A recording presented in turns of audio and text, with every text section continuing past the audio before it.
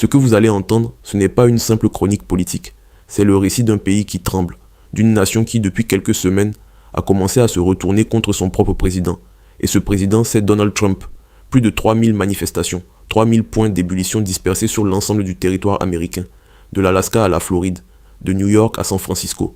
Des millions de citoyens dans les rues, le poing levé, la voix brisée par la colère, scandant un slogan devenu le cri de ralliement d'une génération entière. No kings, pas de roi. Ces deux mots, simples, directs, tranchants comme une lame, résument à eux seuls la fracture profonde qui est en train de déchirer l'Amérique. Et cette fracture, contrairement à ce que l'on a pu observer par le passé, ne se limite plus aux grandes métropoles acquises aux démocrates. Elle se propage. Elle gagne les zones rurales, les banlieues, les États que l'on croyait acquis au camp conservateur. Quelque chose a changé. Quelque chose s'est brisé. Pour comprendre ce qui se passe aujourd'hui aux États-Unis, il faut remonter à quelques semaines en arrière. Il faut revenir à cette décision qui a tout fait basculer, l'entrée en guerre contre l'Iran. Parce que c'est là, précisément là, que la trajectoire de Donald Trump a commencé à se fracturer. Trump qui s'était fait élire en 2024 sur une promesse absolue, martelée lors de chaque meeting, répétée jusqu'à l'obsession. Plus jamais de guerre au Moyen-Orient, plus jamais ces aventures militaires coûteuses en hommes, en argent, en crédibilité, style Irak, style Afghanistan. Il avait donné sa parole, son électorat, le fameux bloc MAGA, l'avait cru. Et puis, il a rompu cette promesse, pas discrètement, frontalement, en déclenchant une opération militaire contre l'Iran, sans stratégie claire, sans perspective de sortie, sans même consulter les principaux membres de sa propre administration. Et là, dans les rues de Baltimore, une femme tient une pancarte. Sur ce carton un peu froissé, griffonné à la va-vite, elle a écrit « Pas de guerre, résister, ICE dehors ». Elle ne vote pas forcément démocrate. Elle ne se revendique d'aucun parti. Mais elle est là, dans le froid, la gorge serrée, parce qu'elle a peur. Peur pour ses enfants, peur pour l'économie, peur pour ce que l'Amérique est en train de devenir. Et cette femme, ce soir, elle n'est pas seule. À New York, ils étaient des centaines de milliers. À Chicago, des dizaines de milliers ont envahi les abords du complexe Trump pour faire entendre leur colère. À Minneapolis, au Minnesota, un État devenu symbole de la résistance, la foule a défilé sur le pont de Saint-Paul dans une scène qui rappelait les grandes marches des droits civiques. L'un des orateurs a lancé depuis la tribune: quand l'aspirant dictateur à la Maison-Blanche a envoyé ses sbires semer le chaos, c'est vous, Minnesota, qui avez pris la défense de vos voisins. La foule a rugi. Et ce rugissement a traversé les écrans de télévision, les fils d'information, les conversations de famille à travers tout le pays. Même à Porto Rico, cette île caribéenne américaine souvent oubliée des grandes narrations politiques, des rassemblements ont eu lieu. Des manifestants qui, eux aussi, criaient « No Kings », parce que le message ne porte pas que sur la guerre en Iran. Il porte sur quelque chose de plus profond, de plus viscéral, la crainte que la démocratie américaine soit en train d'être dévorée de l'intérieur. Robert De Niro était là. L'acteur, visage tanné par les années, la voix rauque, a pris la parole devant la caméra avec une franchise qui a fait le tour des réseaux. Donald Trump doit être arrêté. Il ne pourrait pas faire toutes ces connes, toutes ces choses, sans l'aval du Congrès et des voyous dans son administration. Une déclaration musclée, qui a autant choqué qu'elle a galvanisé. Mais De Niro n'est qu'une voix parmi des millions. Ce qui est frappant dans ces manifestations, c'est leur diversité. Ce ne sont pas uniquement des militants aguerris, des activistes de la première heure. Ce sont des gens ordinaires, des mères de famille, des retraités, des enseignants, des ouvriers, des gens qui, pour la première fois de leur vie, ont pris la décision de descendre dans la rue parce qu'ils sentent que quelque chose d'essentiel est en train de leur être volé. Une manifestante à Chicago, la voix tremblante, a confié face à une caméra. Il décide tout seul, commencer une guerre en Iran, comme ça, alors qu'il avait promis exactement le contraire. Et cette trahison ressentie, elle est au cœur de tout, parce que l'électorat de Trump, le vrai, celui qui l'a suivi depuis 2016, celui qui a cru en lui comme à un sauveur, cet électorat-là n'est pas pro-guerre, loin de là. Ce sont des isolationnistes dans leur majorité, des gens qui veulent que l'Amérique se concentre sur ses propres problèmes, des gens qui ont voté pour lui précisément parce qu'il leur avait promis de ne pas envoyer leurs fils mourir dans des déserts lointains.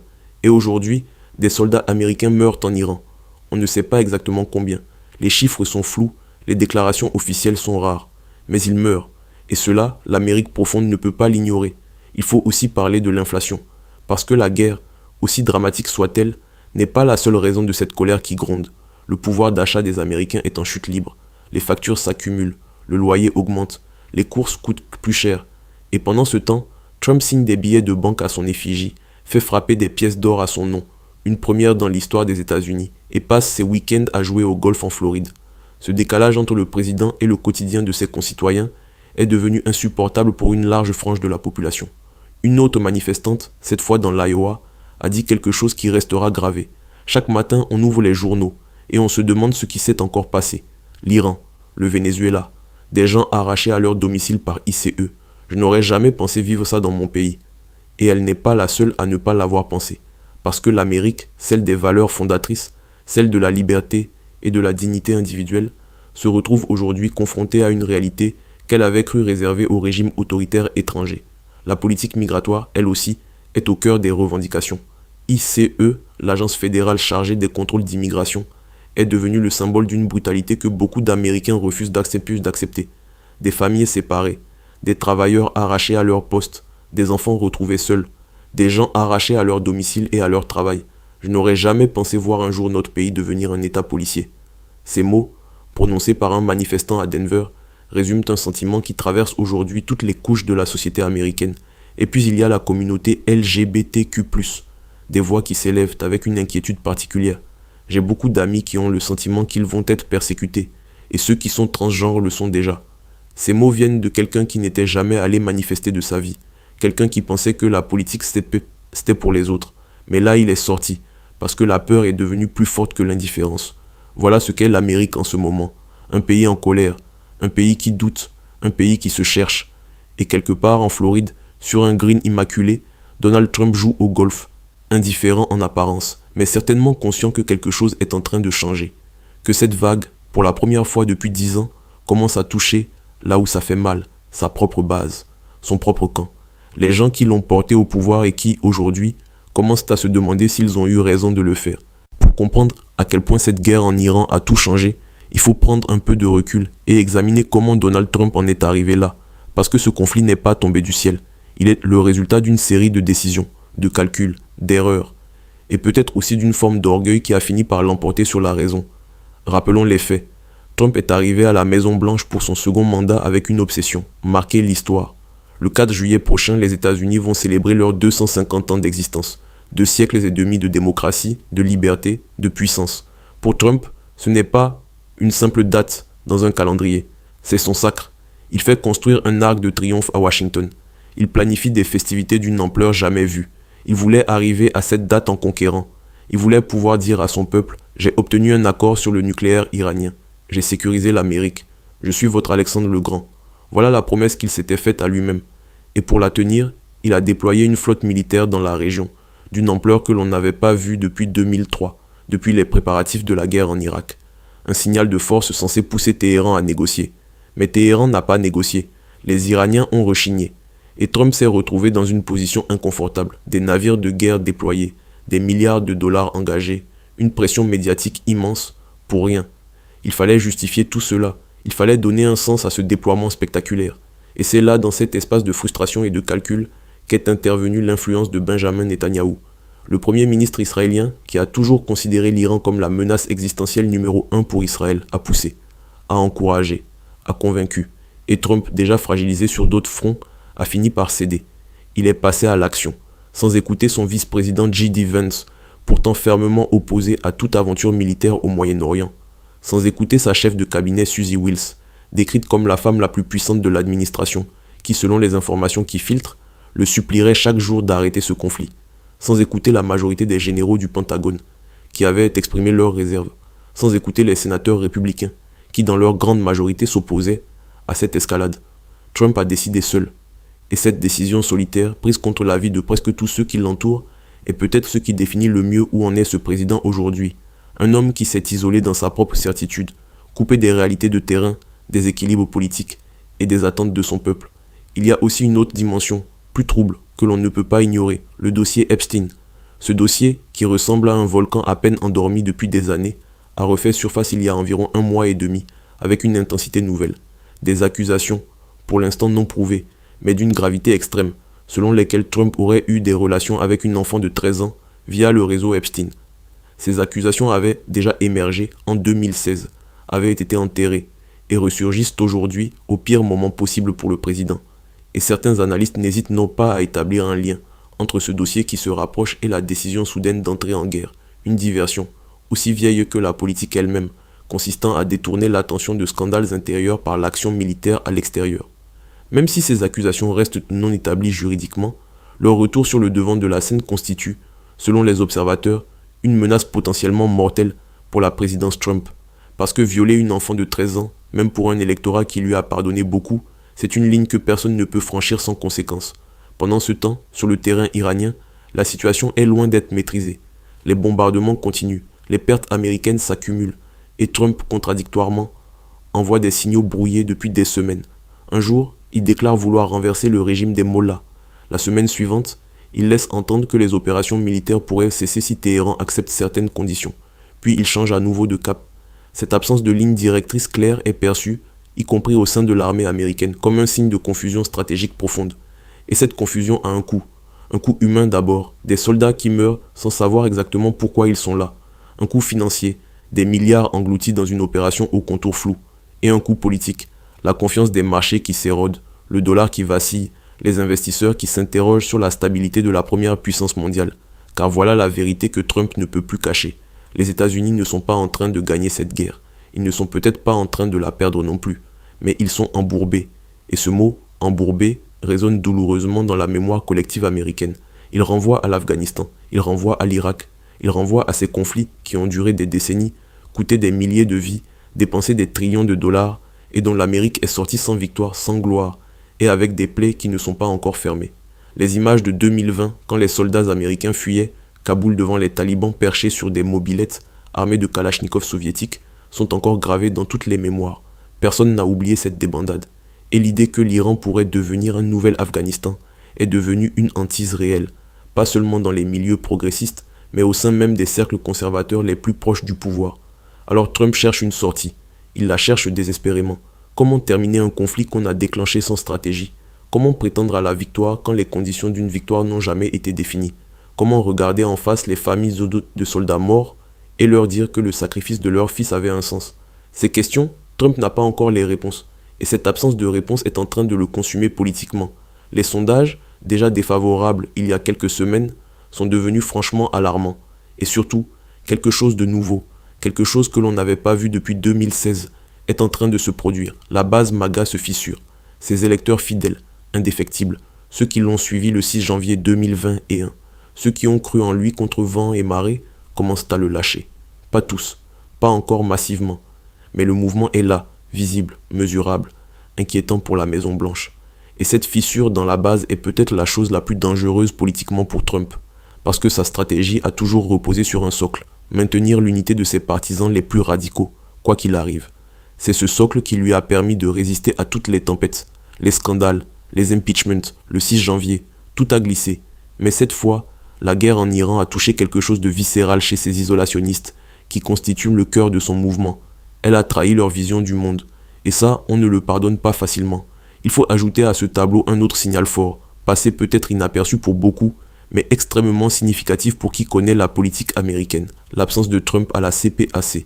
La CPAC, c'est la grande conférence annuelle du mouvement conservateur. C'est le temple de la droite américaine. Et Trump, pour la première fois en 10 ans, n'y était pas. Officiellement, la raison avancée est qu'en temps de guerre, un président se doit de se positionner au-dessus des clivages partisans. Soit. Mais la vraie raison, celle que tout le monde murmure dans les couloirs de Washington, c'est bien différente. Trump avait peur. Peur d'être hué. Peur d'être sifflé par ses propres partisans. Et pour un homme dont l'ego était la colonne vertébrale de toute la personnalité politique, cette humiliation-là aurait été insupportable. Alors il a préféré ne pas y aller. Et ce choix, en lui-même, en dit plus long sur l'état de sa présidence que n'importe quel discours. Dans les rues de Chicago, une jeune femme portait une pancarte sur laquelle était inscrit « Il ne comprend pas qu'il est censé être un président, pas un roi, ni un dictateur ». Cette phrase, prononcée ou écrite par des milliers de personnes différentes ces dernières semaines, traduit quelque chose de fondamental dans la psychologie collective américaine. L'Amérique a été fondée, dans sa chair même, dans sa déclaration d'indépendance, comme un rejet de la monarchie, comme un refus de l'arbitraire du pouvoir absolu. Et ce 4 juillet qui approche, ce 250e anniversaire de la naissance de la nation, prend désormais une résonance particulière, presque tragique, dans ce contexte où des millions d'Américains estiment que leurs libertés fondamentales sont menacées. Revenons un instant sur ce qui se passe concrètement sur le plan légal et institutionnel, parce que c'est là aussi que la situation devient préoccupante. Trump a subi, il y a quelques semaines, une gifle retentissante de la part de la Cour suprême. Cette gifle, concernant sa politique de taxation, l'a humilié sur son propre territoire. L'homme qui avait lui-même nommé plusieurs des juges siégeant à cette cour s'est vu contredire. bloqué, par l'institution qu'il pensait avoir mise dans sa poche. Cette humiliation, conjuguée aux pressions extérieures et aux frustrations accumulées autour du dossier iranien, aurait achevé de le convaincre de passer à l'action militaire, comme si la guerre pouvait compenser dans son esprit les défaites intérieures. Et cette logique, compensée par l'action externe se compère sur le front interne, est l'une des plus dangereuses qui soit pour une démocratie, parce qu'elle conduit à des décisions impulsives, dictées par la psychologie d'un homme et non par les intérêts stratégiques d'une nation. C'est précisément ce que dénoncent, dans des termes prudents mais fermes, plusieurs sénateurs républicains. Prudents, parce que personne ne veut s'afficher ouvertement contre Trump à 6 mois des élections de mi-mandat. Fermes, parce que la réalité des sondages dans leurs propres États commence à leur faire peur. Car voilà la prochaine échéance qui pèse sur toute la scène politique américaine, les élections de mi-mandat en novembre. Ces élections aux États-Unis ont une longue tradition de punition pour le parti au pouvoir. Historiquement, le président en exercice perd presque toujours des sièges. C'est une réalité structurelle du système américain. Il y a encore quelques semaines, la plupart des analystes s'accordaient sur un scénario relativement lisible. Les républicains perdraient probablement la Chambre des représentants, mais conserveraient le Sénat, une défaite manageable que l'administration Trump comptait bien contester par les voies habituelles. Mais ce scénario-là est en train d'être balayé, avec la guerre en Iran, avec la fracture dans la base MAGA, avec l'inflation persistante et la politique migratoire brutale. Les républicains ne font plus face à une défaite modérée. Ils risquent une hémorragie électorale. Et contester la perte de 20, 30, voire 50 sièges, c'est une toute autre affaire que contester quelques districts serrés.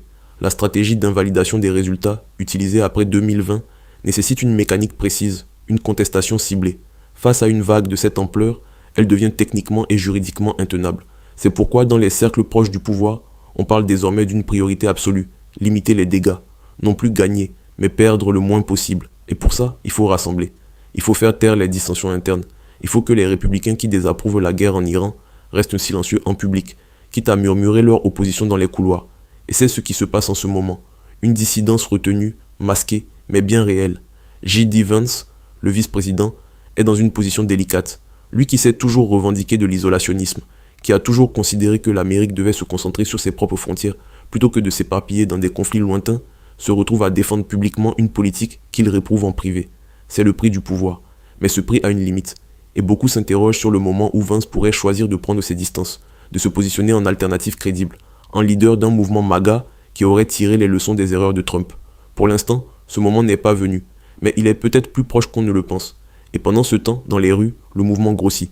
Ces manifestations sont devenues, selon les observateurs, le mouvement de contestation le plus important depuis le retour de Trump à la Maison-Blanche. Mais sont-elles suffisantes? Peuvent-elles réellement infléchir le cours des événements? La question est légitime, parce que l'histoire des grandes manifestations américaines est ambivalente. Black Lives Matter avait rassemblé 28 millions de personnes sur 2 jours en 2020, et pourtant 4 ans plus tard, Trump était de retour au pouvoir. La rue peut exprimer une colère, elle ne change pas toujours le résultat des élections. Ce qui pourrait faire la différence cette fois, c'est la nature particulière de la mobilisation.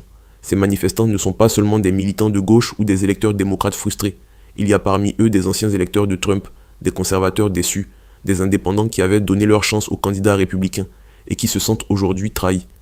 Ce glissement-là, cette migration d'une partie de l'électorat modéré vers l'opposition, pourrait changer la donne en novembre. À Chicago, l'un des manifestants, un homme d'une 50aine d'années, portant une casquette de baseball et l'air d'un travailleur de l'Amérique profonde, a confié à un journaliste local: « Je suis venu parce que je ne me reconnais plus dans ce que fait Trump. J'ai voté pour lui en 2020 et en 2024. Mais là, la guerre en Iran, c'est trop. J'ai un fils dans l'armée. » Ces mots, dits sans emphase, sans discours politique, résument au mieux que n'importe quel éditorial l'état d'esprit d'une partie de l'Amérique aujourd'hui. Il y a aussi cette dimension symbolique, cette bataille des images et des récits, qui est en train de se jouer en parallèle.